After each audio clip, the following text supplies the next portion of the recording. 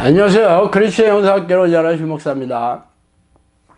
오늘은 3월 3주 영상학교 훈련 내용에 대해서 말씀드리겠습니다. 영상학교는 기존의 교회와 성경 해석이 다릅니다. 신학자의 교리나 주장을 말씀에 섞지 않죠. 성경에 나온 말씀 그대로 믿고 살아있는 하나님을 삶에서 체험하고 경험하며 그대로 동행하는 살아있는 신앙을 가지도록 훈련시키는 곳입니다. 그래서 복음서와 사도행전에 기록된 대로 기적을 통해 성령의 능력과 하나님이 함께하고 계심을 확인하면서 진행하는 곳이고, 저와 동역자들 모두 기적이 안 일어나면 문을 닫아야 한다는 절박감을 가지고 성령의 뜻을 따라 사역을 하고 있습니다.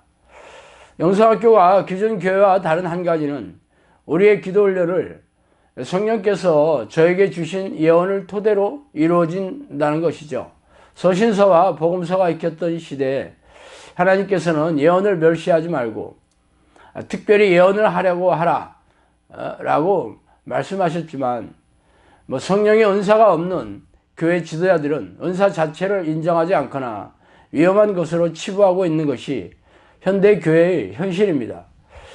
여러 가지 오해와 시비의 소지가 있음에도 불구하고 기록하고 선포하라는 성령의 명령에 따라서 성령께서 저에게 주셨던 예언들을 올려놓고 성령의 내용과 일치하는지 자유롭게 참고할 수 있도록 영상학교 게시판에 이미 오픈되어 있죠.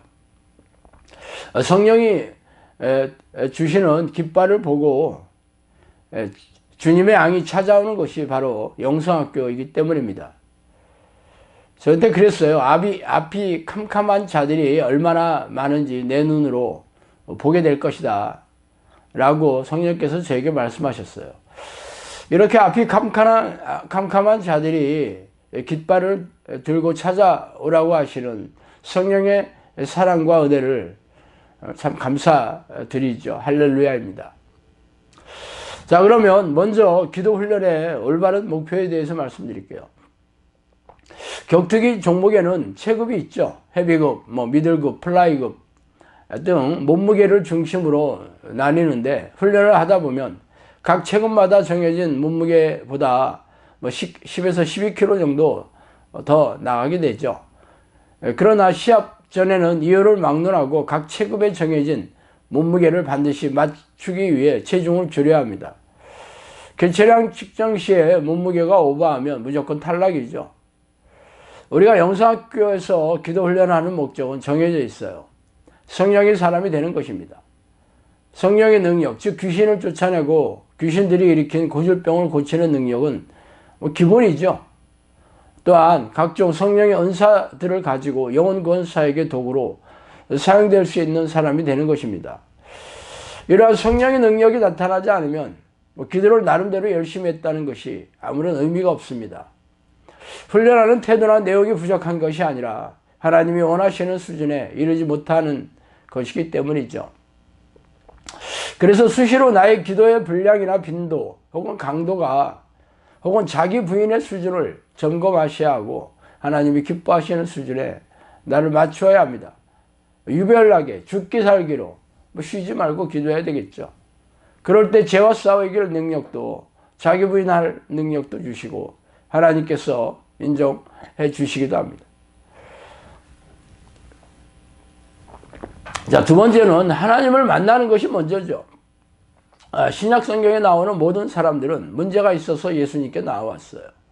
문제를 해결하기 위해서죠. 그러나 해결이 문제가 아니라 예수님을 만나는 것이 먼저였음을 우리는 알 수 있습니다. 그런데 우리는 예수님을 만나는 것보다 먼저 문제부터 해결하려고 하죠.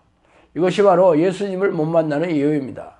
내 마음이 주님께 가 있는 것이 아니라 다른 데 가 있죠. 그런데 이를 인지하기가 쉽지 않아요. 나는 정말 하나님을 만나고 싶은가? 스스로에게 질문을 던져보세요. 하나님을 만나는데 방해되는 것이 무엇인가? 알 때까지 스스로에게 질문을 던져보십시오. 그리고 내가 그것을 위해 지금 무엇을 하고 있는지 살펴보시기 바랍니다. 그 방해물을 제거하기 위해 싸우고 있는 것에 온종일 나의 모든 관심을 집중하고 있어야 진짜 하나님을 만나고 싶어 하는 것이죠. 그러면 일주일도 안 돼서 이 문제가 내가 해결해야 할 문제가 아니고 하나님께서 해결하시는 문제임을 알게 됩니다. 문제가 아직 해결되지 않고 있다는 사실은 문제가 아니라 내가 하나님과 관계가 없다는 것이 문제였다는 것을 알게 되죠. 이것을 알게 되면 문제가 내 관심에서 떠나고 신경이 써지지 않아요. 하나님을 만나기 위해 돌진하게 됩니다. 하나님을 만나야 할 문제가 하나님을 만나야 문제가 해결되고 문제를 내려놓아지는 거예요. 세 번째로 하나님께 초점을 맞추기 입니다. 저러한 관역을 벗어나는 것이라는 뜻이죠. 하말티아라는 말이에요. 어떤 관역이냐면 하나님이라는 관역을 벗어나고 있는 것이에요. 그러므로 내 마음의 초점이 하나님께 맞춰져 있지 않다면 행동화하지 않아도 비상벨이 울리고 있어야 하는 상태입니다. 그래서 내 마음을 하나님께 집중하는 방법을 찾아야겠죠. 누구에게 팁을 얻어서 되는 것이 아니라 스스로 이렇게 저렇게 시도하면서 자기에게 맞는 방법을 찾아야 하며 그 방법이 고정된 것이 아니라 수시로 바뀌어야 할 때도 있습니다. 중요한 포인트 한 가지를 말씀드리면 기도 시간에 가졌던 마음을 기도가 끝나도 그대로 유지해야 하는 것입니다. 기도할 때 잡념이 들어오면 열심히 예수 피로 피 터지게 싸우고 하나님을 부르는 이 마음가짐이 기도 끝나면서 같이 끝나면 안 됩니다. 이전에도 말씀드렸지만 기도가 끝나자마자 진정한 의미의 시험을 치르고 계신 것입니다. 기도가 끝나자마자 세상 일에 마음을 확 뺏긴다든지 영성학교에서 집으로 하교하는 순간부터 부정적인 생각과 말에 자신을 방치하는 것은 4일간 훈련을 아무것도 아닌 것으로 만드는 것입니다. 시험지를 받아들고 배운 대로 답을 잘 써야 하는데 지금 시험 본다는 생각이 없이 아무 답이나 막 쓰고 채점자에게 제출하는 셈이죠. 지금까지 하나님을 만나지 못한 많은 분들이 이렇게 살고 계시기 때문입니다. 생각을 끊어내는 훈련을 하세요. 생각이 들어올 때 쳐내지 않고 생각의 꼬리를 이어가는 것은 내 생각이 옳다고 주장하는 것입니다. 결단은 필요하지만 내 의지로 끊어낼 수 없습니다. 나는 부패한 자이므로 내 모든 생각도 부패했음을 인정하고 예수 피의 공로를 의지하여 피 터지게 싸워야 가능합니다. 고넬료의 기도는 상달되었는데 우리는 이렇게 오래 기도하였는데 상달되지 못합니까? 가장 큰 차이점은 경외심이라 생각됩니다.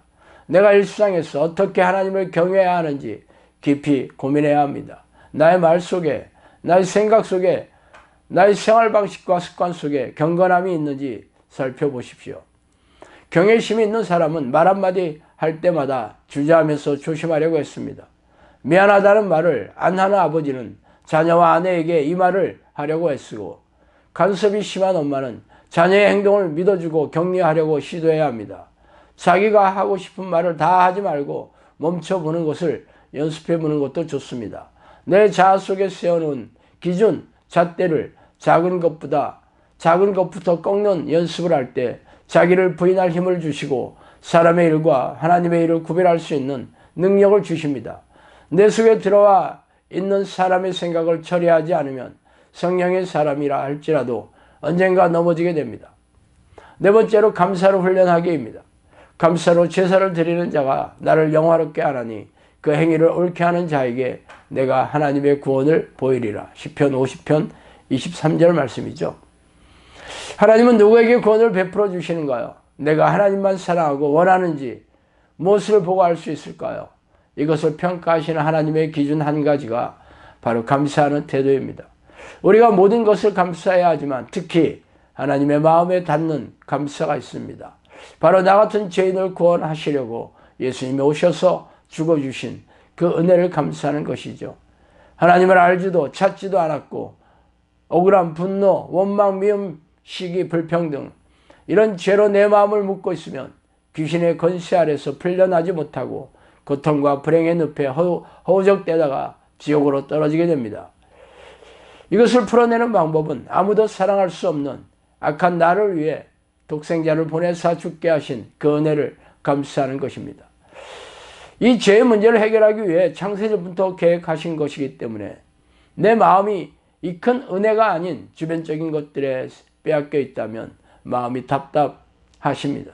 설사 내 삶에 꼬인 문제가 해결되었다 하더라도 이 구원에 대한 감사가 없으면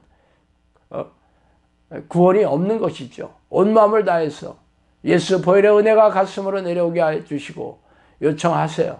이 은혜가 얼마나 큰지 깨닫게 해주시도록 간구하셔야 합니다. 바울은 에베소서에서 자신이 측량할 수 없는 그리스도의 풍성을 전하는 도구로 부르심을 입었다고 하였습니다. 그리고 에베소 성도들이 그리스도의 사랑의 길이와 넓이와 높이와 깊이를 깨달아 충만케 되도록 간구하였습니다. 예수님의 십자가 사랑은 풍성하심과 충만하심의 근원입니다. 이 사랑을 지식에 넘치도록 깨달을 때 우리는 그의 풍성을 전하는 증인이 될 수 있습니다. 제가 10분도 기도하지 못했던 사람인데 이제 기본 2시간은 기도하게 되었습니다 하며 뿌듯한 마음으로 나가십니까?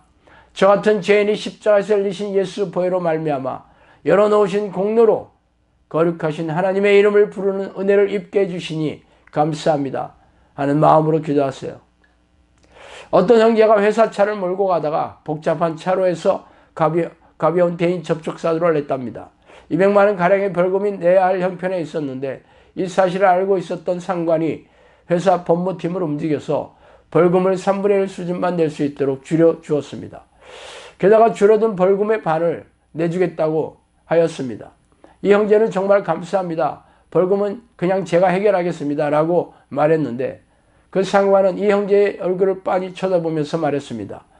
자네는 지금 벌금이 줄어든 것을 감사해야 하는 것이 아니라 내가 자네를 위해 회사 법무팀을 움직이고 마음을 쏟은 일에 감사해야 하네 라고 말했다고 합니다. 우리가 정말 깨닫고 감사해야 하는 것은 나를 위해 기독교가 남겨준 십자가의 교리가 아니라 이를 창세전부터 계획하시고 실행하신 하나님의 마음, 자신을 제물로 바쳐주신 그리스도의 마음입니다. 이것을 잘 살펴서 하나님께 진심으로 감사하여 하나님의 기쁨을 받는 제자가 되도록 하여야겠습니다.